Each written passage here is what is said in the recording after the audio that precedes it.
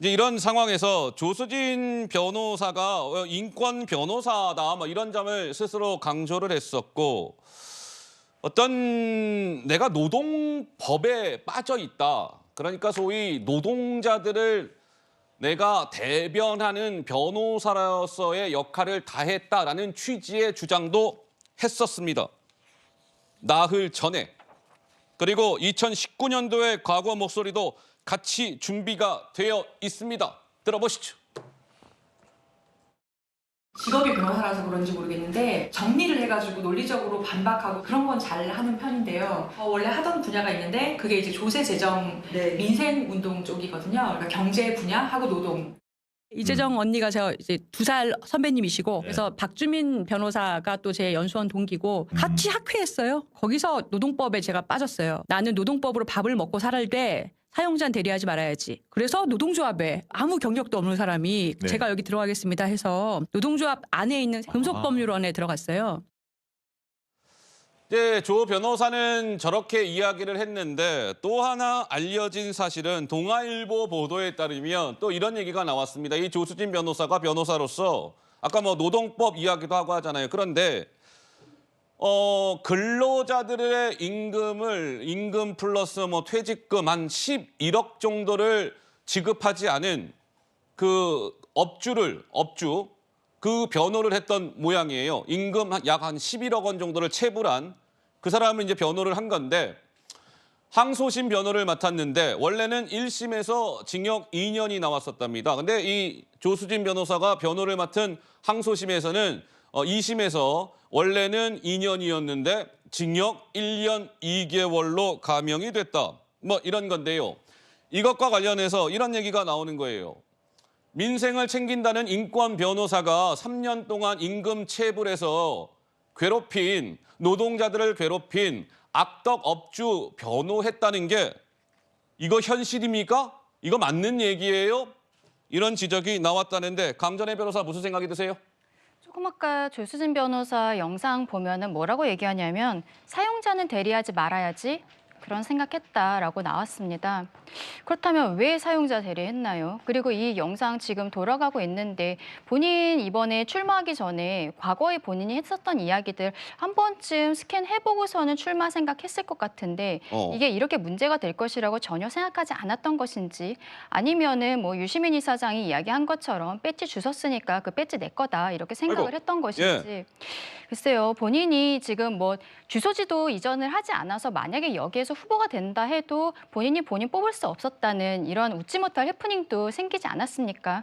결국 자진 사퇴를 하긴 했지만 이분은 인권 변호사라고 하고 그중에서도 여성 인권 전문이라고 하고 그리고 또 노동 변호사라고 지금 이야기를 하고 있는데 본인 입으로 한 이야기와 본인이 그동안 변호사로서 수임했었던 사건들 그리고 그 사건에 있어서의 변론 과정들이 이것이 본인이 그동안 이야기했던 본인을 포장했던 이것들 이러한 단어들과 맞는 것인가 굉장히 의문이 있고요. 조수진 변호사에 대해서는 저는 또 하나 좀 지적하고 싶은 것이 있습니다. 본인 조수진 변호사에 대해서 문제가 제기가 되니까 결과적으로는 뭐 여성단체라든지 이런 데들에서 문제 제기를 굉장히 많이 하지 않았습니까? 공천 취소를 하라고 했는데 민주당에서 공천 취소 끝까지 하지 않았고 그리고 결과적으로 본인이 사퇴를 했습니다.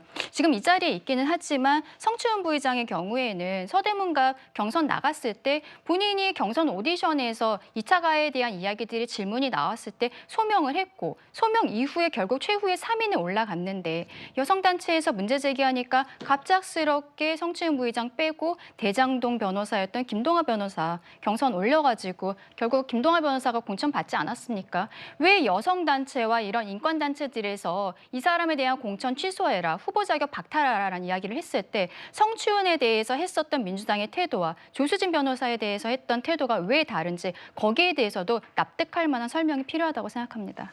자, 강전혜 변호사 말씀을 들었고 뭐 이제 말씀 중에 또 제 옆에 앉아 계시는 뭐 성추현 부의장 얘기를 하셨으니 뭐 성추현 부의장도 하실 말씀이 있으실 것 같아서 한 말씀 듣고 가죠. 예.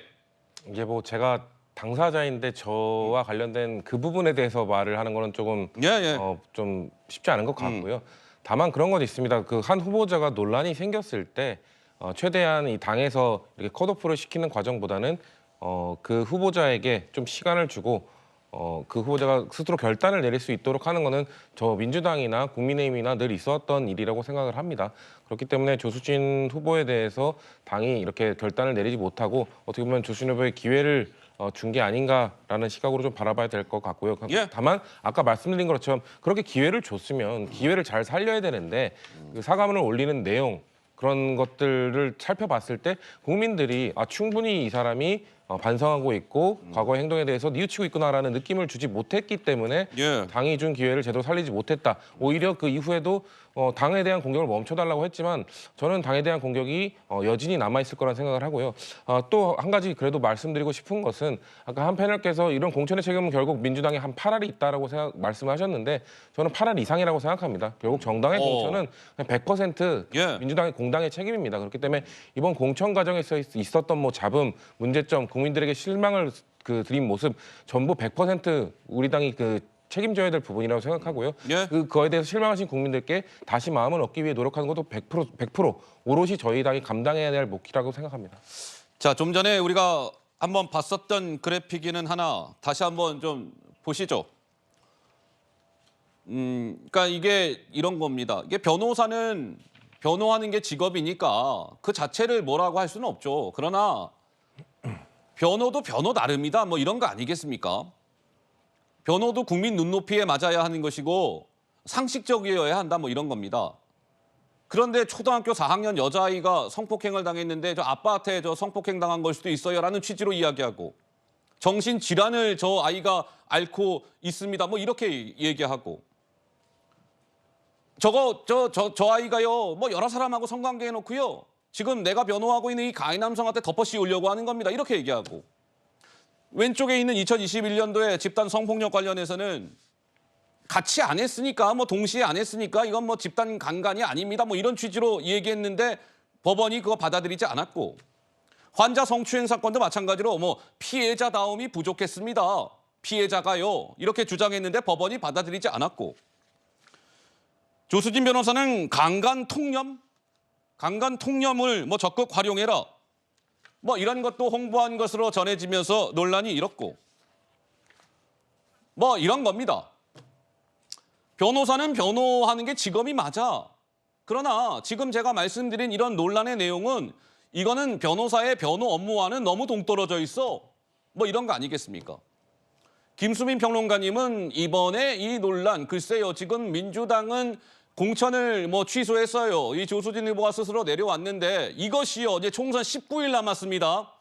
이걸로 후보 교체로 좀 마무리가 잘 되는 겁니까? 이 여진이 좀 더 이어질 거라고 보십니까? 어떻게 보세요? 민주당이 여기서 잘했는지의 여부와는 별개로 총선 판세에 어떤 영향을 끼칠지 예측을 해보자면 저는 분명히 조수진 변호사를 계속 껴안고 갔다면 큰 영향을 끼쳤을 거라고 봅니다. 예. 이 큰 영향이라는 게 사실 표가 지역구별로 1 내지 3%포인트만 빠져도 지역구 의석이 수십 석이 움직일 수 있는 상황이거든요. 그런 것들을 감안했을 때는 충분히 가능성이 있는 것이고 지난 대선 때 같은 경우에 이재명 대표가 많은 사람들의 예상을 깨고 0.73%포인트라는 더 근소한 차이로 따라붙었어요. 그 배경에는 사실 2030 여성들이 국민의힘은 도저히 못 찍겠다라고 하는 이 정서가 발현이 되면서 이재명 대표라도 찍어야겠다. 이렇게 되면서 이제 막판에 결집이 있었던 겁니다. 근데 2030 여성들은 민주당 입장에서 상당히 중요한 부분이 이들이 민주당의 핵심 지지층은 아니지만 이들 없이는 민주당이 선거에서 이길 수가 없는 거거든요. 지난 지방선거 때 크게 졌던 것도 예? 이들이 빠졌기 때문이에요. 그러면 분명히 판세에 영향을 끼쳤을 거다라고 하는 건데 근데 어쨌든 이제 조수진 변호사 일단 사퇴를 한 부분이 있고 결정적으로는 사실 국민의힘입니다. 국민의힘이 표준적 합리적인 수준의 보수 정당이었으면 이번 사건은 민주당에게 엄청난 파장과 손해를 끼쳤을 겁니다. 하지만 상대방이 국민의힘이기 때문에 민주당이 받을 피해도 적어질 것이다. 왜? 민주당 싫다고 해서 국민의힘 찍는다? 이렇게 하는데 동의하지 않는 사람들이 상당히 많기 때문에 예. 그런 측면에서 어떻게 보면 민주당의 버팀목은 국민의힘이다. 이렇게 봅니다.